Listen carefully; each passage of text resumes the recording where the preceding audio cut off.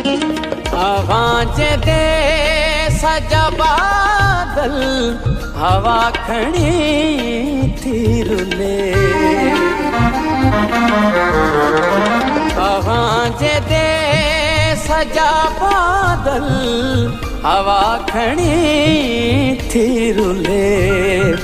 आवाज़ो नाव पेरी कोयलियूं उचार थियूं।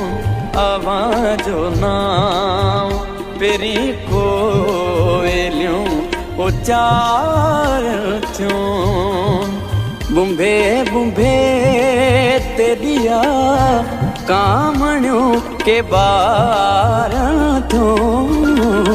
उदास गोठ जूं गलियूं हवा के सार थियूं।